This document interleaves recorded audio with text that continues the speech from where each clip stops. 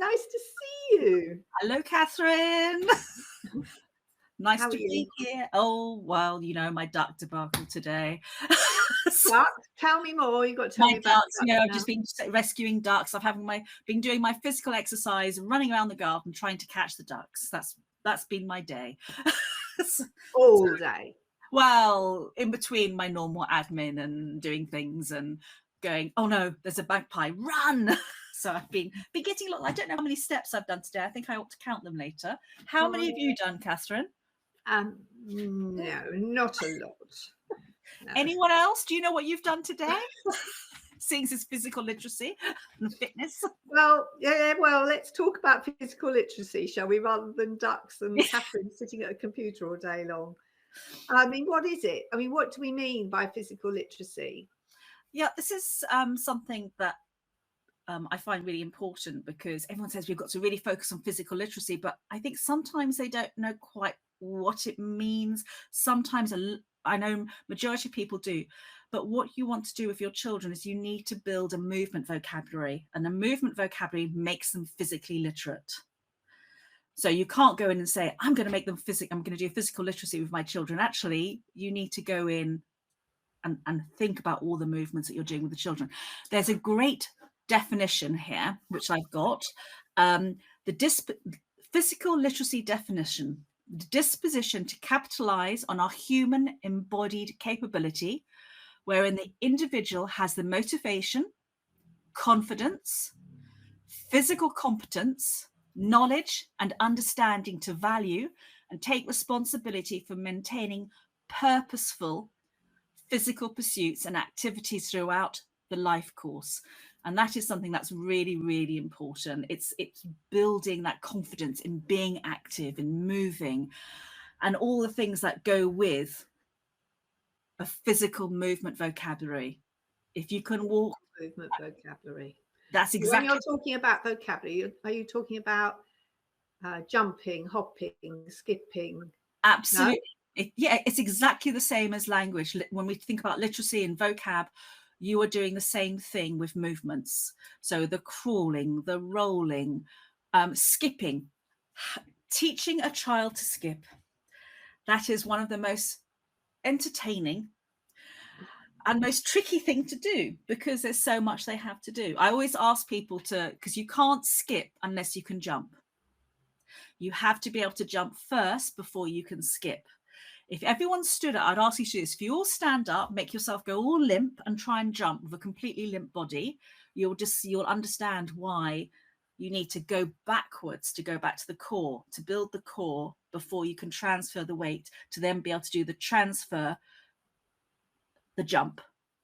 So skip is a transfer, hop, transfer, hop, transfer, hop. And that's really hard for the body. So hard. What about tiptoe? I think tiptoe is quite difficult for children. I suppose, yeah.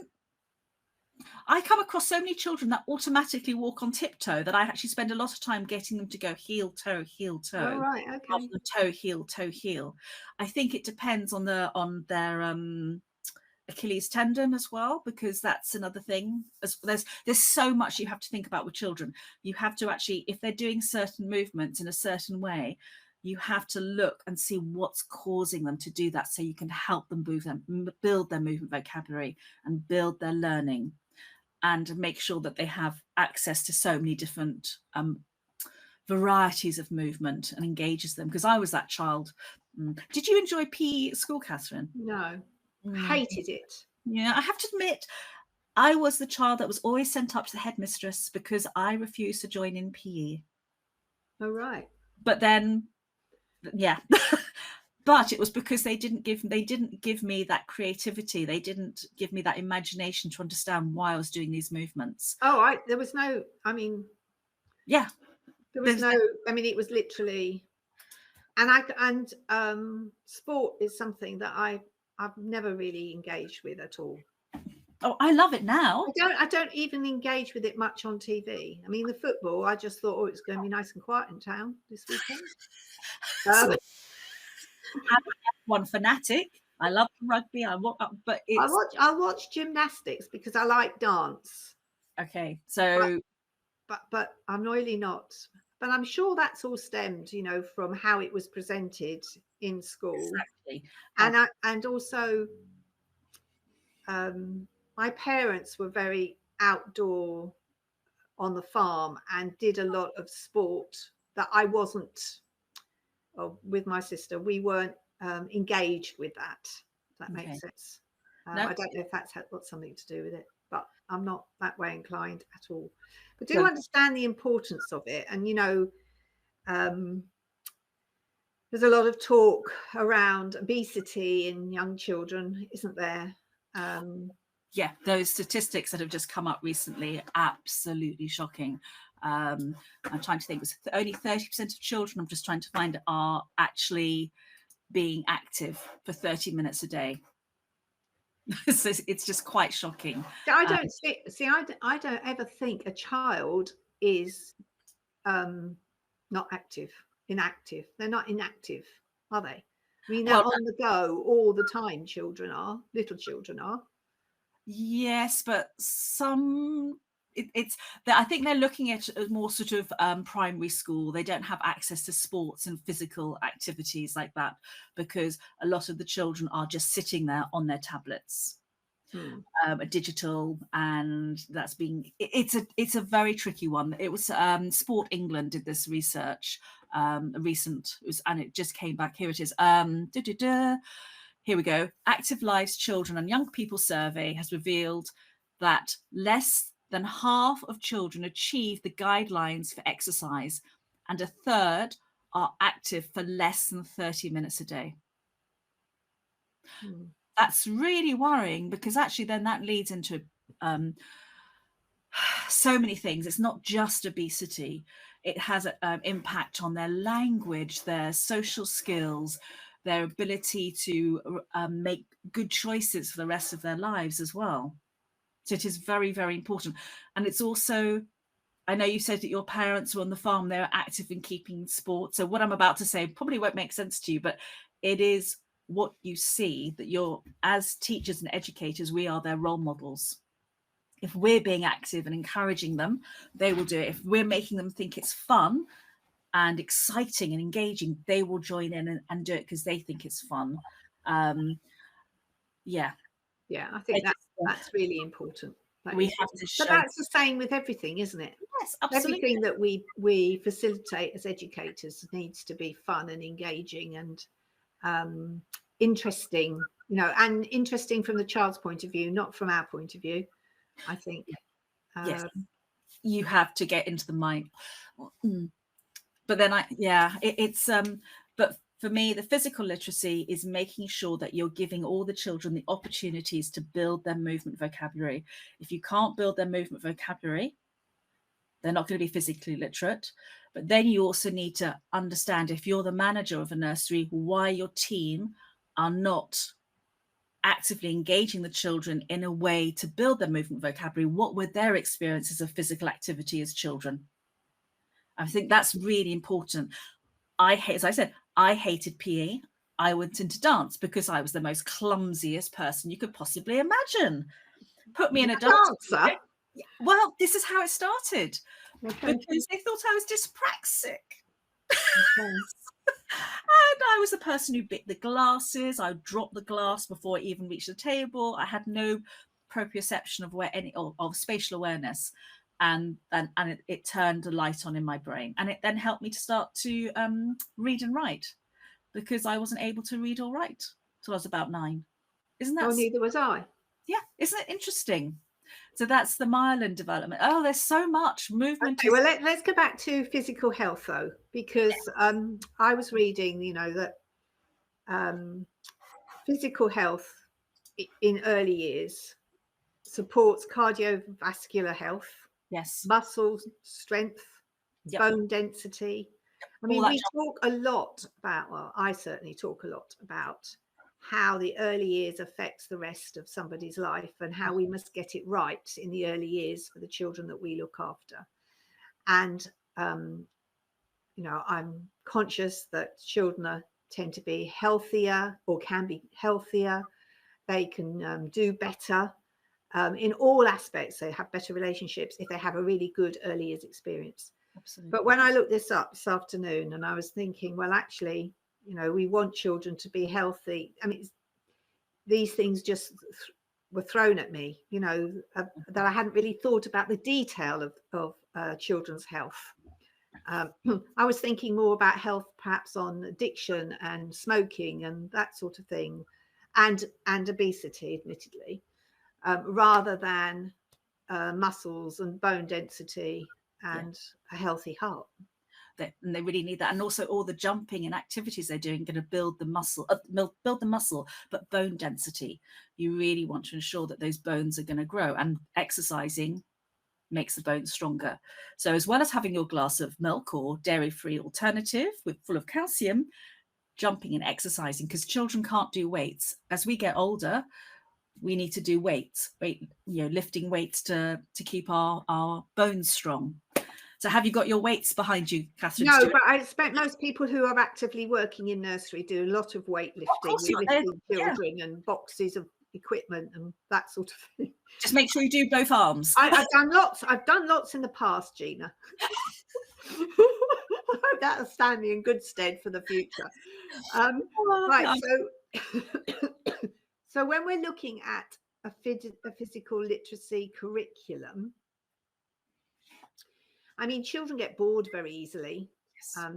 You know, we say, don't we? You read a story for the number of minutes that that's their age, for example. Well, it's interesting. I find when we're doing certain things, children are engaged. People say there's only 15 minutes or 20 minutes, but we keep them engaged for an hour and a half, because you have to adapt to that child and watch the child and read the room and see what they're active and interested in.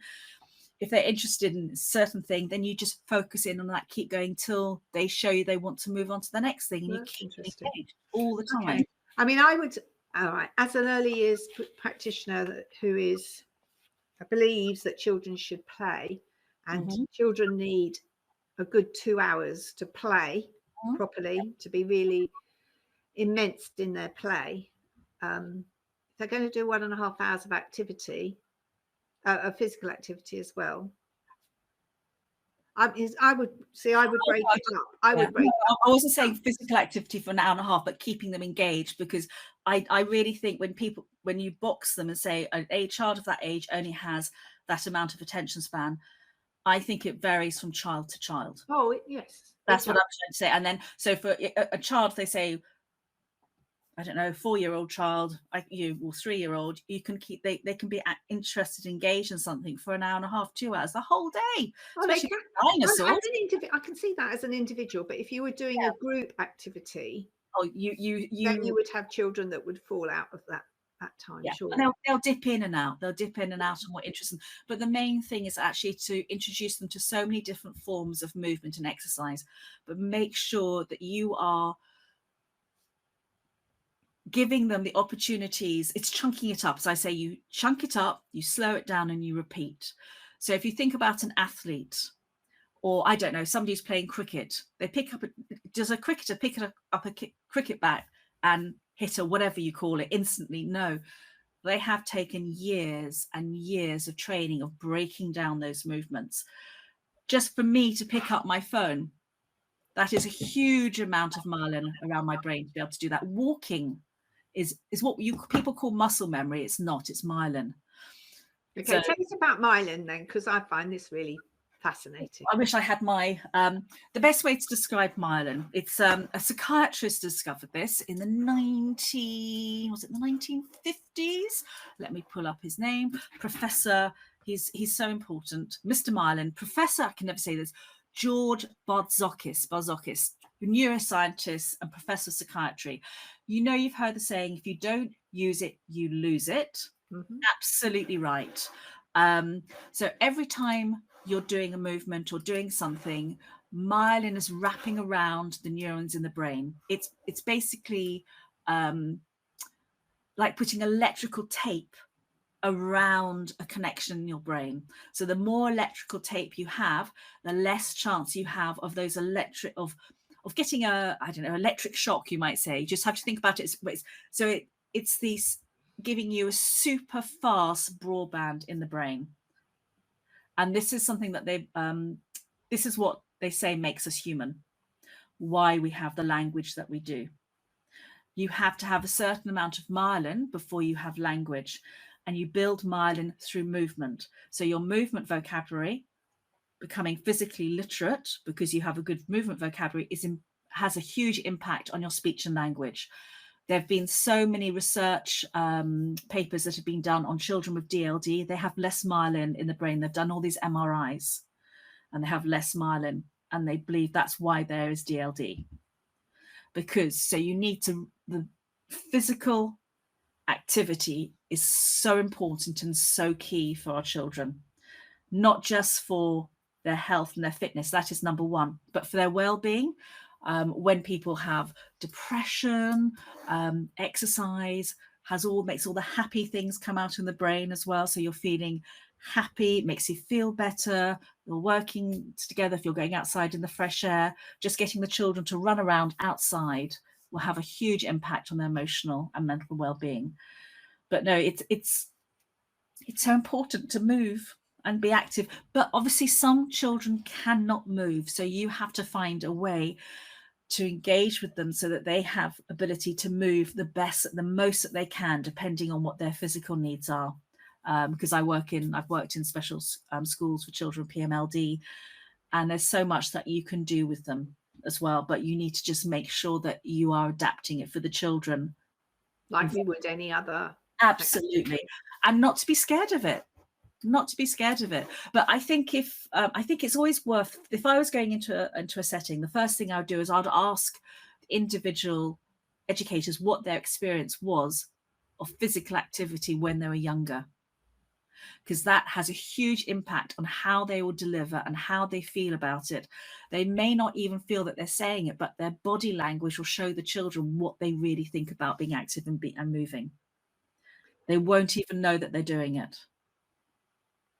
That's interesting. The body language is so key for everything. Oh, I totally agree with that. You can say, okay, yes, let's jump. I love jumping. You do see it. I feel it myself sometimes. I go, jumping, let's jump. Oh no.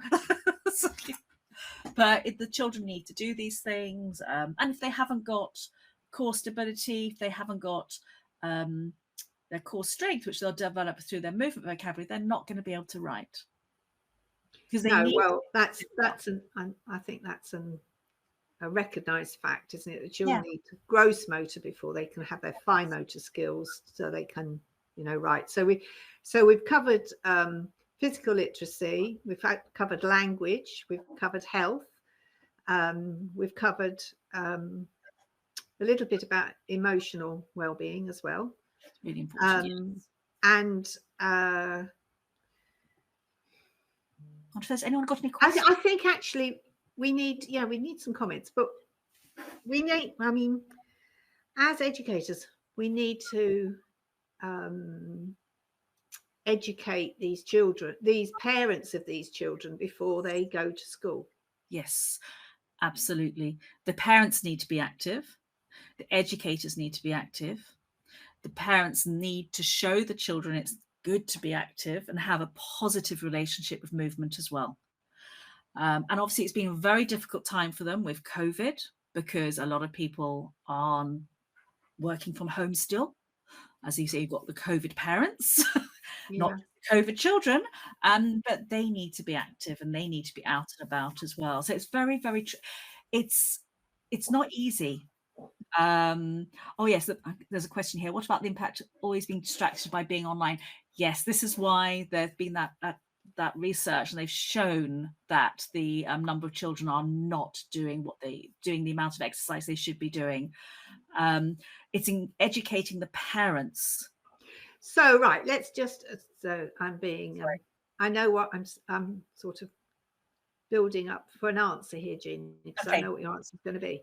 But what about the parents then that take their children to rugby on a Saturday? I mean, even little children, rugby tots or whatever, and they take their children to ballet and they take their children to gymnastics. What's your view on that? There's absolutely nothing wrong with that, because that's really good. They're being active as well. Ballet? Well, it depends how old they are.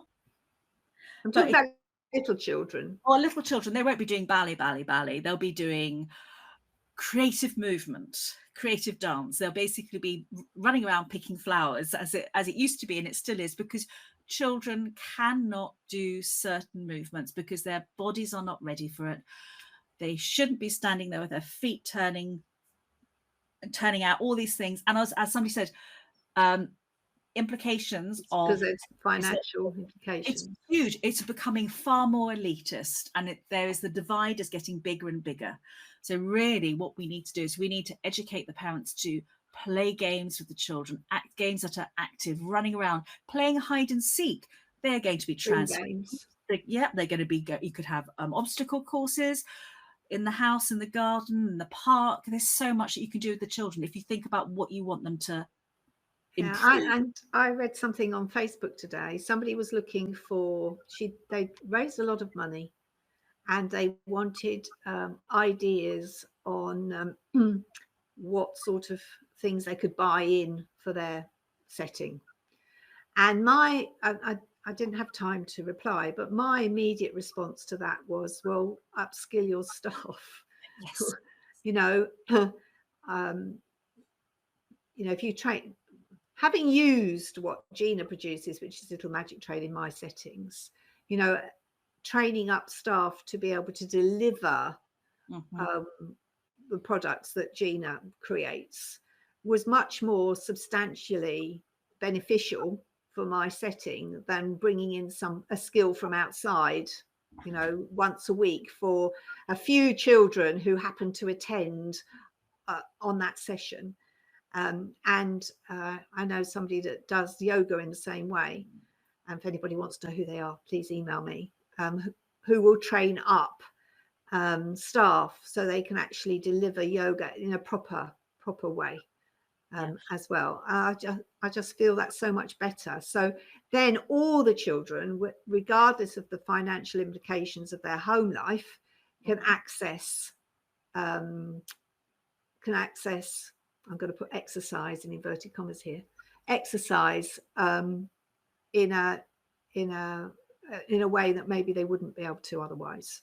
Yeah. And also it brings benefits to the staff as well, because if they also get involved, and I've seen many a session of, somebody leading a group session and the rest of the staff take the opportunity to go and have a cup of tea or just sit on the sidelines and watch, or go and do their paperwork in the corner rather than getting involved with actually what's going on. So if they're trained up at the same time, then everybody's involved. And I think that's makes the vision so much stronger.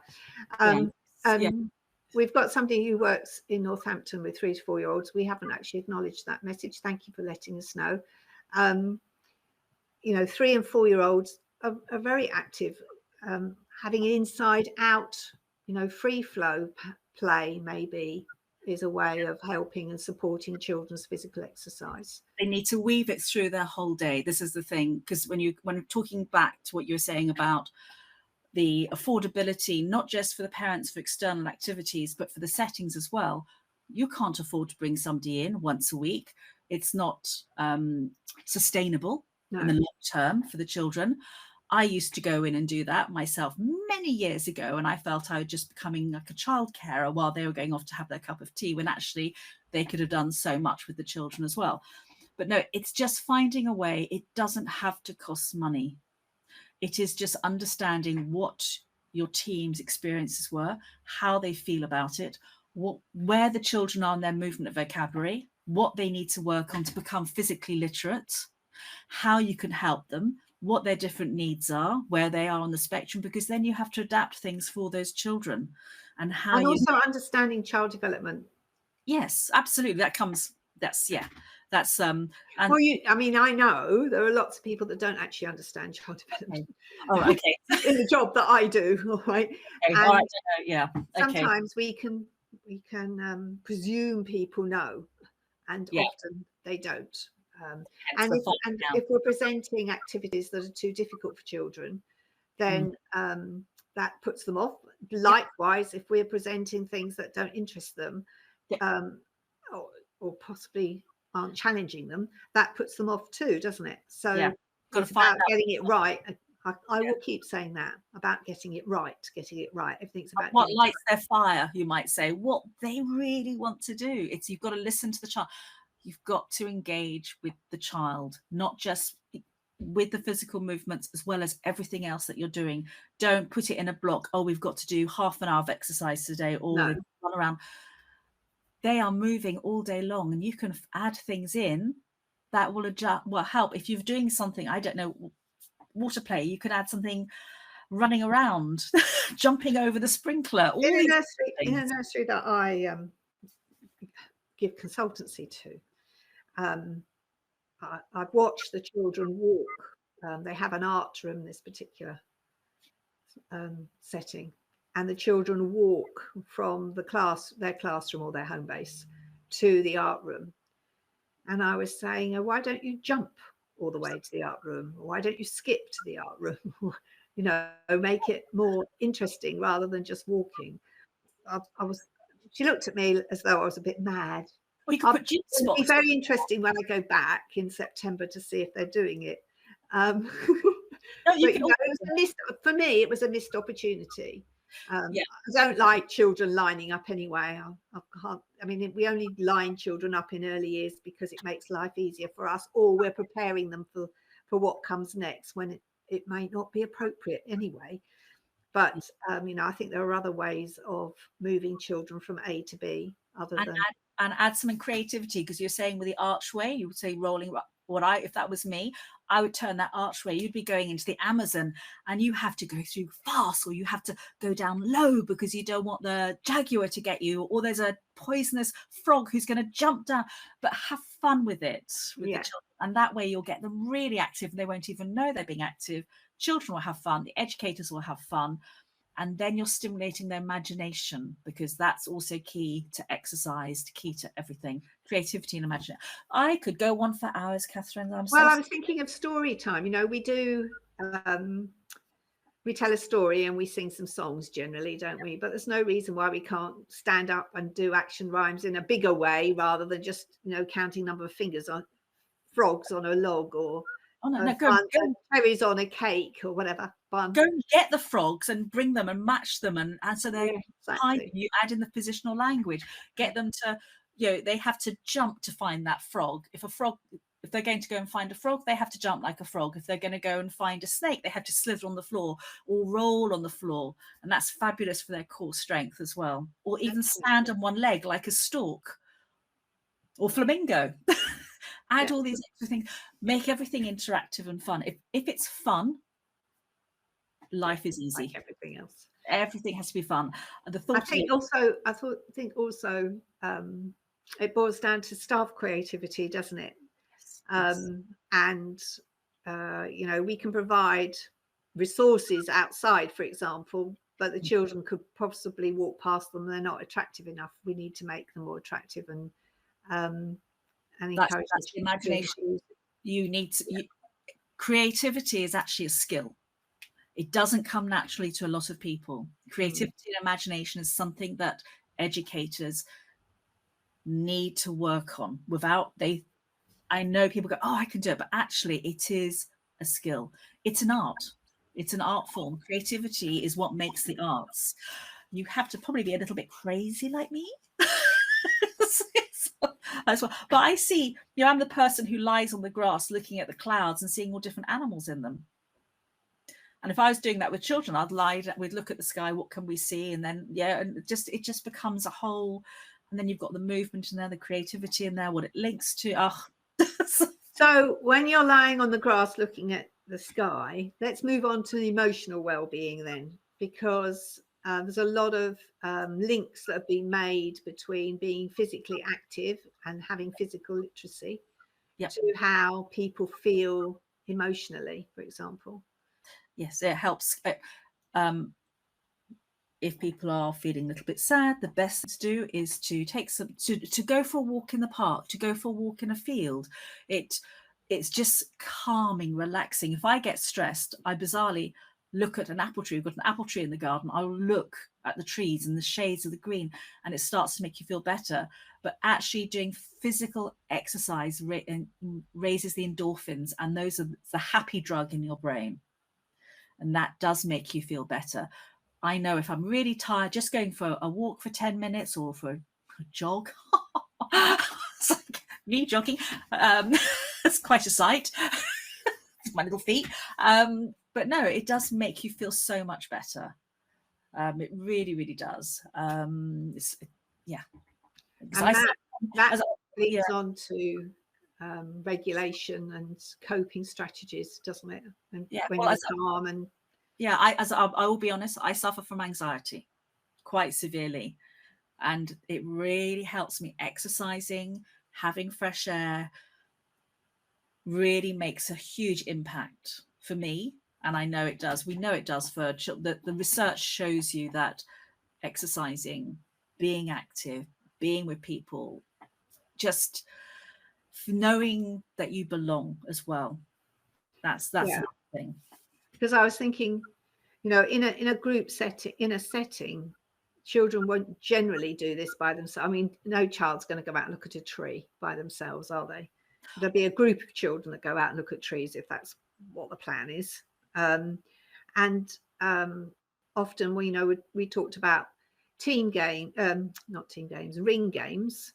Well, they've got to cooperate with each other, haven't they, to make that circle, and they've got to listen to each other if it's a game where the farmer's going to go in the middle or whatever the game is. Yeah.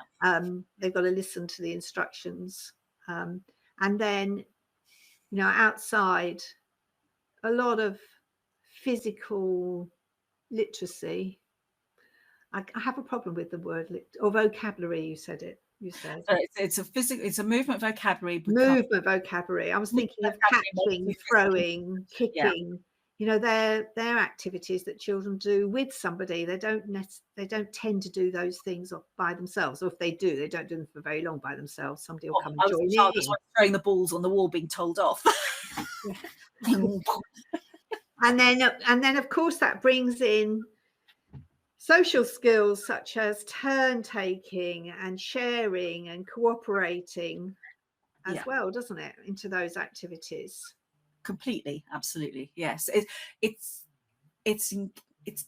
interacting with each other as well, socialization, because we had all these issues with COVID, so children really need to socialize with each other, and actually doing sports and activities or dance or anything that you're doing in your setting will really help those children. And think of all that language you can feed in as well. If you, as you're saying, going to the tree, you could go up to a tree, give them a magnifying glass, they're walking to it, they're holding their arms up, they're looking, they could touch it and feel it, they could pick little bits off it, and there's all this. That is their movements. They're starting to develop their movement vocabulary, because you never know, you might have the next Federer there.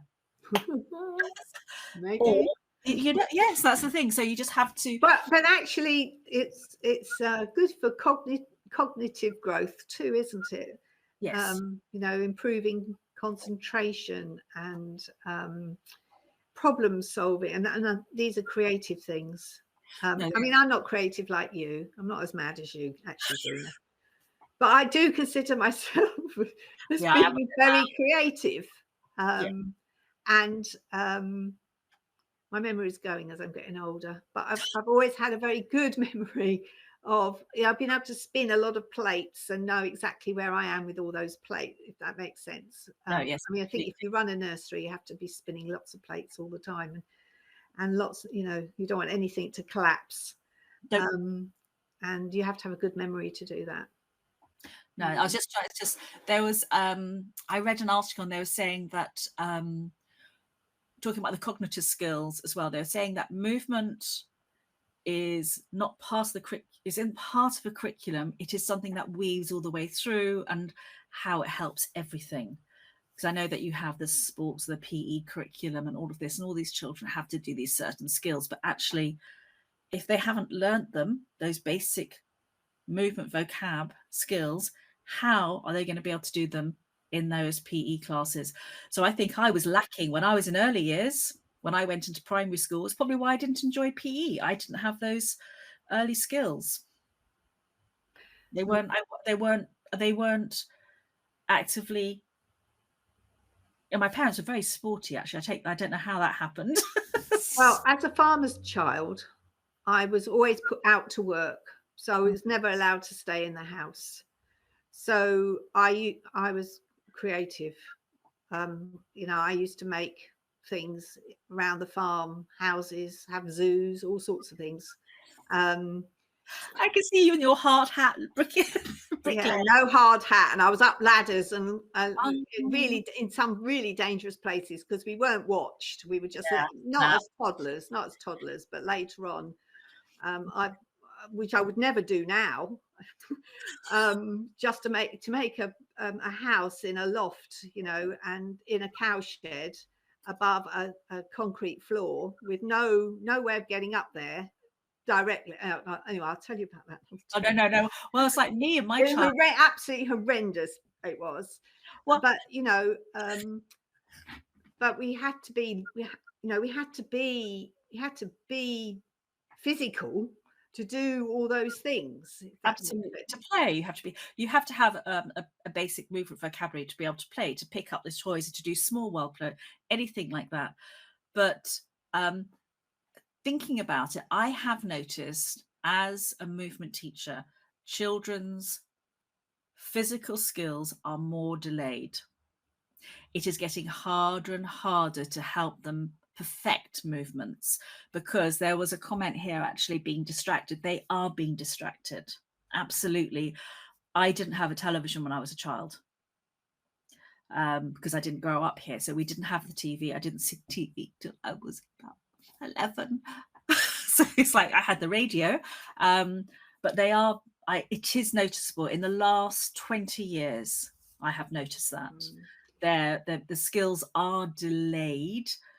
So I think sometimes, and I don't know why, I have to assume it's because I don't know, actually. I actually don't know why. I actually think society, if you think about certainly when I was little, and even when I had my children who were all well into their 30s, I wasn't necessarily this mother though, but at the time, and this still is the same today, you know, we do a lot of things for convenience.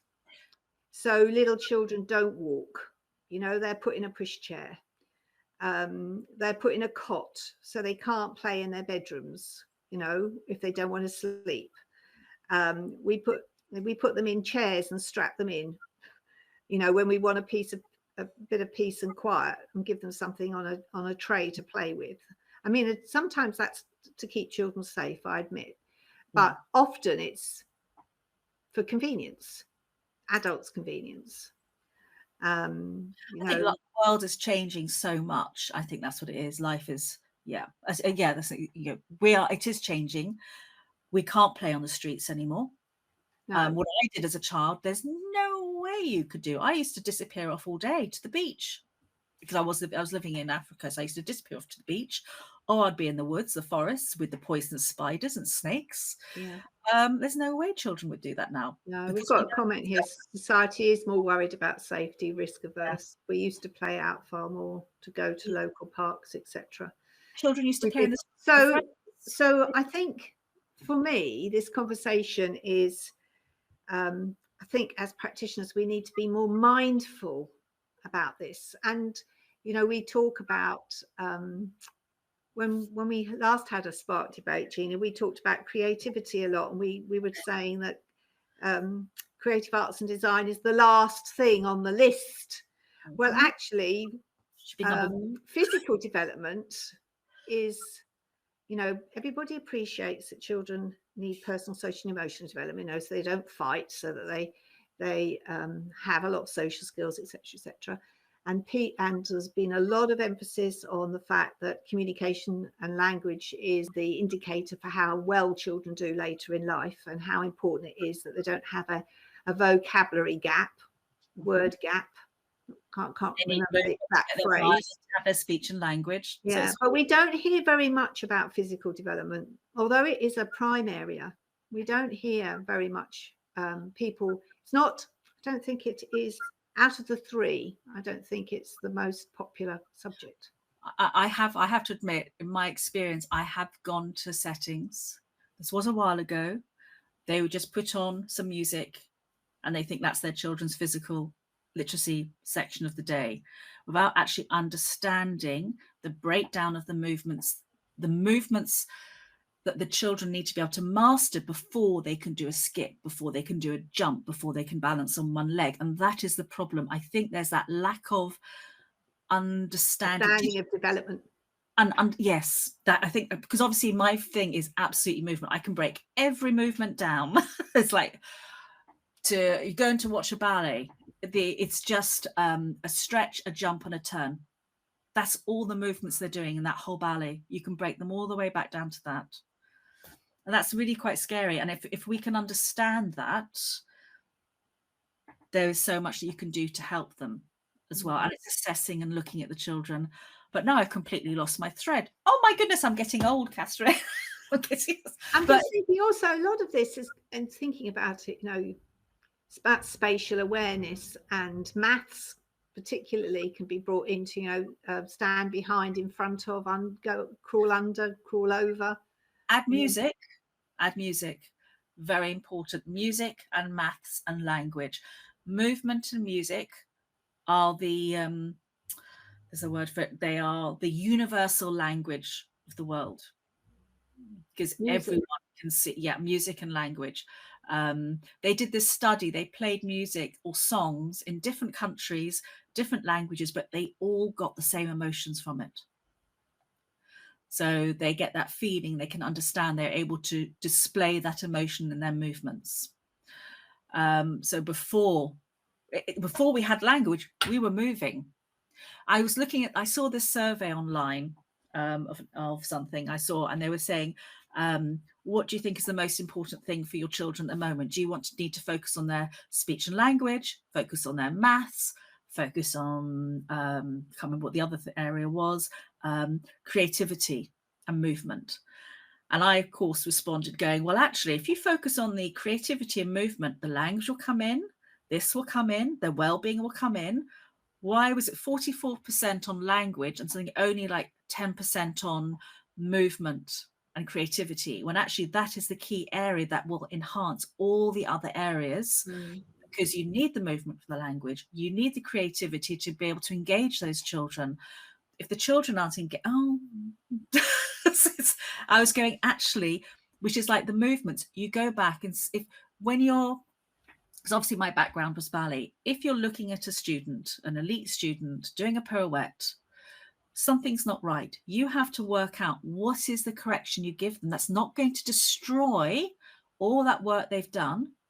What do they need to look at, or what can you help them with to make sure that they can do 5 turns, they're spotting, their arms in the right place? If you do one slight adjustment, everything goes out of kilter. And that's the same thing as we're developing their movement vocabulary. It is so important to understand the damage that can be done to their bodies by pushing them too fast. Well, that's what I thought you were going to say about ballet. Yes, I do. It's that sort of, but you don't do ballet, in my view, until you don't perfect your skills till you're between 7 and 9 and 9 and 11. That's why you don't go into a vocational school. My age, I was in there at 9, now it's 11, because the children's bodies are not right. It makes me cry when I see certain things being done. I'm like, it's like, because I can see the damage that can happen to the children. But it's actually having that understanding of physical development, movement vocabulary, the ability as the educator to recognize what is happening with that child, what you can do to assist them, but also understanding your own experience of movement. Because you need to be able to move, you need to understand the movements yourself so that you can help that child. It's like we can speak, we can read, and we can help somebody learn to read and write. But if we're not active and not moving, how can we explain to somebody what that movement feels like? It's a movement is a multi-sensory experience. So do you think in your experience of going into settings, because I've never really looked at it, so I can't really comment, to perhaps not such a great degree. Do you think there is a problem with practitioners moving? We're not as they're not as active as they could be, but they have so much to do. So I do completely understand the stresses and the amount of issues that they're going through at the moment. They probably, if they were always, Gina, I ran nurseries for nearly 32 years. You're always on your toes. You're always running around like a loopy-loo. So they are being active, but I think it's just that sort of I think the most important thing is understanding their own experiences first, and then you can assess then they can work out where they are, what they can do to help themselves to actually enjoy the experience of moving. Not everyone likes to move. Not everyone likes being active. Some people just don't want to be active, but obviously they'll have those health implications in later life, but actually they just don't want to be. So it's like you can't stick a square peg into a round hole. But you, I mean, I do understand. We do lots of things as early years practitioners that we don't like to do. You know, it's part of the job, isn't it? Yeah. You know, we need to be aware. That's what I'm thinking. I'm feeling more mindful about offering this in a better way than perhaps I did in the past. Yeah, I think it's having the understanding of physical development in children in early years and understanding what you can do to help them achieve those goals, because there are movement goals that they need to achieve to be able to do certain things. I know people hate the term school ready, but when they're going from early years into primary school, they do need to have a movement vocabulary, like they have a language vocabulary. I don't like this movement vocabulary. But that's what it is. It is a movement vocabulary to get a physical literacy. I think I would use it as, I would say, would it be okay to say movement skills? You can say movement skills. But if I say vocabulary, I suppose understanding does come into vocabulary, doesn't it? Yes. You have to understand what a jump is. Yes, you've got to jump from 1 foot to 1 foot, 1 foot to 2 feet, 2 feet to 1 foot, 1 foot to 1 foot. And off a step. Yeah, so there is a vocabulary of jumps. There's I get you. There's a vocabulary of walking. You've got the different planes and the levels when you're moving and walking. So you could be walking on your tiptoes, you could be up high, you could be low, you could be in the middle, you could be across the ground. So there is so much in there. There's so many words you can introduce to children as you're moving for them to actually to understand. To really understand something, best thing to do is to do it. I mean, for me, I still remember my favorite thing being my train. I said, oh, let's go really low. And the children got really low and they went under the table. So I had to follow them and I got stuck under the table because my bottom was too big.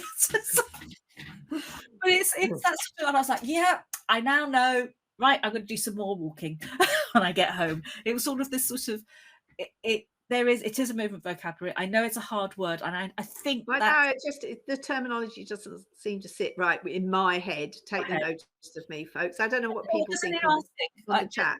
Yeah, somebody else comment. What would you call it? Does movement vocabulary? Movement vocabulary is your skills. Fit well with you? What do other people think? Oh, I like that. We need to do as many physical activities to let them find their thing. Absolutely right. Because the more activities and the more skills they acquire, the better it's going to be. You should never specialize in one form of exercise. You need to do as much as possible before they reach the perfecting stage if they're going to go into elite sports or dance. Yeah. I mean, I wouldn't use the word exercise in early years either, personally. No, moving, it's having fun, playing. Yeah. Playing. They're playing all the time. I agree. And we have to play alongside. Yes. Yes. Okay. Does anybody have any questions or thoughts on anything that we've said? Any thoughts about movement vocabulary or movement skills? What do you call it? I'd love to know. Or maybe it's just the movement specialist and me going, it's movement vocabulary. Well, no, I mean, I think it's good to reflect on how we say and terminology. I think it's quite important. There are, and it's because if you start to think about the different ways that you do a certain movement, and you think about the sort of the impact and the way that you're doing those movements as well. You're doing them slowly, your sharp stop, it's all of this squelchy movements as you're squelching and sorry. It's all right. No Okay. thoughts? No thoughts. No one loves us. Oh, they do. They're still here. Okay. Is there anything else we want to cover? I'm just trying to think.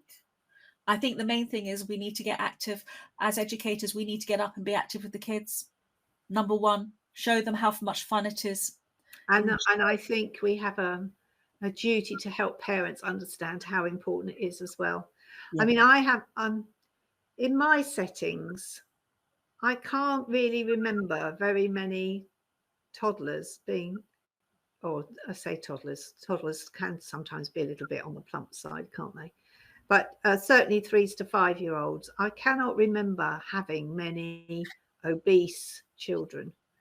And I said this in another Spark debate, but seemingly it's sort of inbuilt, so it can get worse later in life. Yeah. What is the rate of obesity in early years now? Actually, I don't know. I don't know either, but I know there's been a lot of concern about it.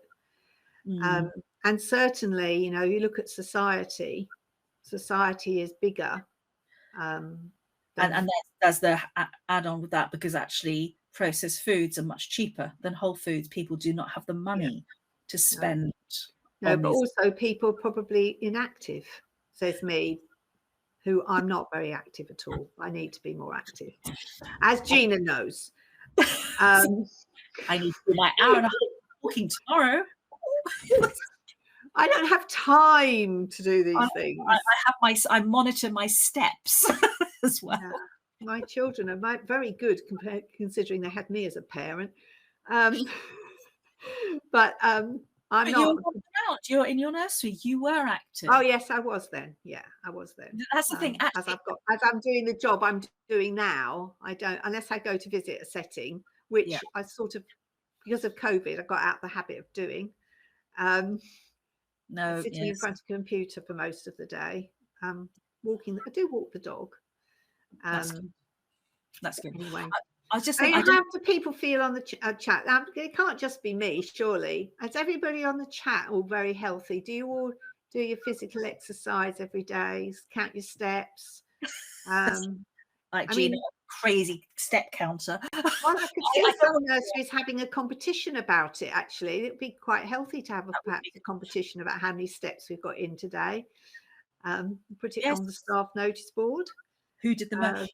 I want to make it very clear. I don't want anyone to think when I say they need to be active that you're not being active. You're exceptionally active, but it's just how you engage and show the children how fun it is to be active. And we've got another comment. We know the importance, but time is an issue, as is space too. I mean, space can be a problem. Yes, it can be a problem. That's where you start with the adapting on how you're going to do things. When I was doing my sessions, I could do it in a teeny tiny bedroom with 20 children. It's just adapting those movements and how you want to do it, and finding it's being creative with what facilities and resources that you have. It's not about spending money on things. I know, or racing around. No, absolutely not. Racing around, does it? And head, shoulders, knees and toes. And doing heads and shoulders, knees and toes on a friend. And jumping and running on the spot to warm up, or doing the penguin thing. All of these things are starting to do things, because if you're running on the spot, you are transferring the weight. Run, transfer. That's doing core strength, stability. You're helping with their posture. They're also getting spatial awareness. They know where they are in the room, and then you could do it turning to another side. So you actually don't need space to get the children to be active. It's just being creative and finding ways what you can do with those spaces. You could put gym spots on the floor or chalk marks, and they do all of these things in that mark. So or on a carpet square. On a carpet square, anything that you've got. And also time wise, it's I'll go back to what I was saying. I think you have to find times during the day when you can do. I mean, you could be running on the spot waiting to go to the toilet, for example. That's me. All the toilets are filled. or do Simon Says, waiting for lunch to arrive, sitting at the table. They could even do it sitting down, couldn't they? Yeah. Or even just if they're doing an activity, you have the things in different parts of the room and they have to go and get them, because actually that is exercise to go and get something as well. And you could also add in, as I say, the positional language. You could hide things in different places. They have to lift things up. That's also a movement skill, vocabulary. So all these, there is, the only thing that hinders you is the imagination and the children's ability at that point in time. So you just have to find ways of being creative. So what about, well done, thank you for making that comment. Has anybody else got any comments about the restraints perhaps they feel they have in their setting, or perhaps a problem that they have that they'd like Gina to solve? Oh, she might be able to, you never know. Now's your moment. Although you are able to contact us after the debate, that's not a problem at all. We both appreciate people who do that. Yeah. And am I able to let them know about the freebie that they Yes, Jean's got a freebie. We've got, I've put some details in the little film that's going to come up in a moment. Okay. And Gina, you'll probably contact them about the book, will you, Gina? Yeah, they can get they'll get the ebook about how to get the children to be active, but also I'd like to give you a free dinosaur fun resource. Lovely. So you can be creative and moving in a multi-sensory way with the children, completely free. So I'd love to get your feedback. Okay, super. Okay. And as I said to the people that began with us, I'm going to give you details of a new resource that's come out about wellbeing and safeguarding. So you'll have lots of information from us after the event. The film from this will take a little while for me to process, but I will send you details of the film so you can, or the video I should say, so that you can share it with your colleagues if you wish to, and and how you can watch it at twice the speed if you like, so you don't have to spend a whole hour at it. I put that into the video as well. Yeah, okay. Super fast forward. Yeah. So if nobody's got any more comments, we'll bring this to the close.